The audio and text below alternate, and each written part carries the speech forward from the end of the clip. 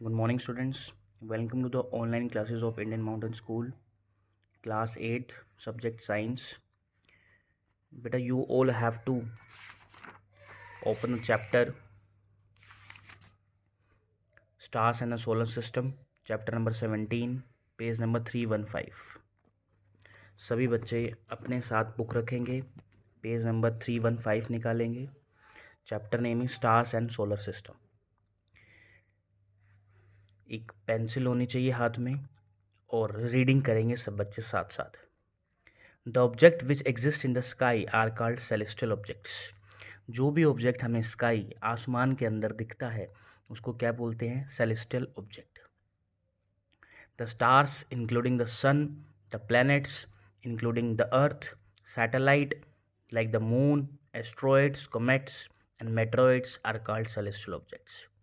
कहता है स्टार, आपको पता है तारे, प्लैनेट्स जैसे कि उसमें अर्थ भी आ जाता है, satellite like a moon, asteroids, asteroids का मतलब बेटा क्षुद्र ग्रह होता है जो सूर्य के चारों तरफ चक्कर लगाता है.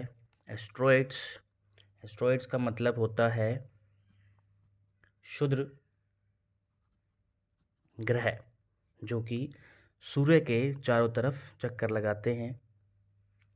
कमेट्स, कमेट्स का मतलब बच्चों होता है धूमकेतु. धूमकेतु इसको हम पुच्छल तारा के नाम से भी जानता है.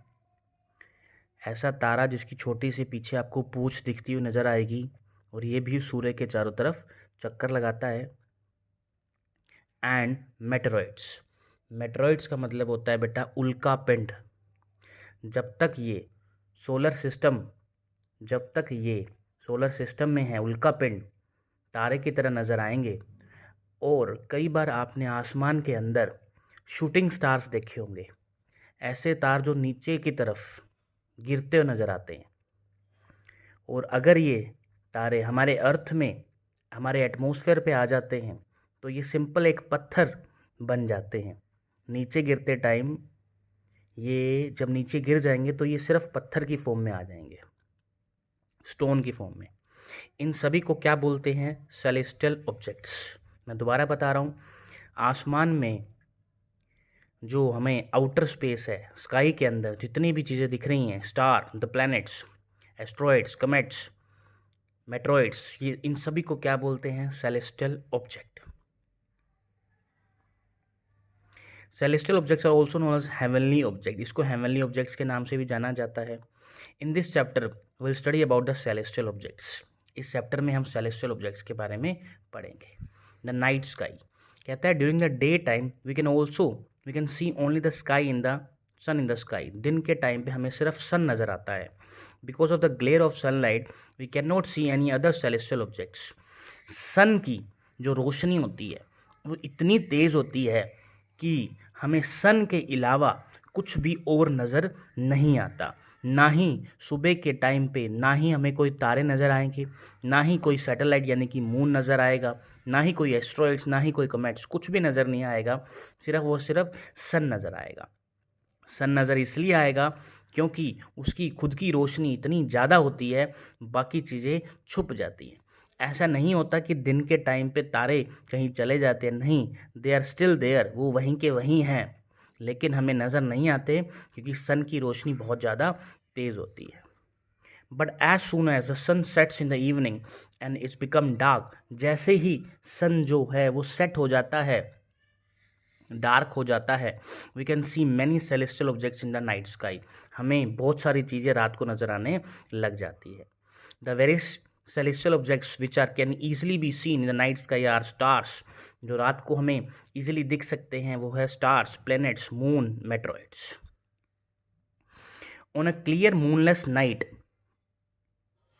We can see about 3000 stars with naked eyes. कहता है लगभग 3000 तारे हम अपनी नेक्ड आइज, नंगी आंखों से देख सकते हैं. Many more stars can be seen with the help of a telescope. और भी हमें तारे दिख सकते हैं लेकिन टेलीस्कोप की हेल्प से. An important characteristics of stars is that they appear to twinkle in the sky. एक इम्पॉर्टेंट कैरेक्टरिस्टिक स्टार्स की ये है कि वो रात को हमें चमकते हुए नजर आते हैं, ट्विंकलिंग करते हैं, कभी दिखते हैं कभी बुझ जाते हैं। That is their light increases and decreases continuously. उसकी जो लाइट है कभी कम हो रही है कभी ज़्यादा हो रही है। The twinkling of star is an illusion. कहता है जो ट्विंकलिंग ऑफ स्टार्स है वो इल्यूजन है। इल्यूजन का मतलब फॉल्स शो है, वो सच्चाई नहीं है, वो सिर्फ दिखता है हमें, एक्चुअली में ऐसा नहीं होता। वो बार बार हमें दिख रहे हैं, कभी उसकी लाइट कम हो रही है कभी ज़्यादा हो रही है। वो क्यों हो रहा है? क्योंकि हमारे अर्थ एटमॉस्फेयर पे डिस्टर्बेंस रहती है, disturbance of a star light. उसकी वजह से ये जो स्टार्स हैं इसकी लाइट कभी इंक्रीज रहेगी कभी डिक्रीज रहेगी। We can also see some star like objects in the night sky which do not twinkle. हमें कुछ ऐसे स्टार भी दिख सकते हैं जो कि ट्विंकल नहीं कर रहे होते। These are the planets which revolves around the sun. वो स्टार नहीं है एक्चुअली में, वो क्या हैं? प्लैनेट्स हैं। वो क्या हैं बच्चों? प्लैनेट्स हैं। Planets do not twinkle because they are much more nearer to the earth. Planet जो होते हैं वो ट्विंकल नहीं करते क्योंकि वो जो है अर्थ के आसपास ही है। Moon is the most prominent object which can we see in the night sky. देखो मून जो है वो हमारे पास है एज कंपेयर टू स्टार्स, तभी वो ट्विंकल करता हुआ नजर नहीं आता। If we keep on looking at the night sky for a considerable time, we may see a bright streak of light flashing across the sky for a few seconds and then disappearing. कहता है अगर हम देखते रहेंगे आसमान की तरफ तो हमें एक ब्राइट स्ट्रीक ऑफ लाइट, नीचे की तरफ लाइट आते हुए नजर आएगी। And this is a meteor which is commonly known as a shooting star, जिसको हम गिरता हुआ तारा बोलते हैं। कई बार जब हम बच्चे होते हैं तब हम ऐसे तारे को देख के जो नीचे की तरफ गिरता हुआ नज़र आता है उसको देख के विश भी मांगते हैं। एक्चुअली में वो है क्या? शूटिंग स्टार है।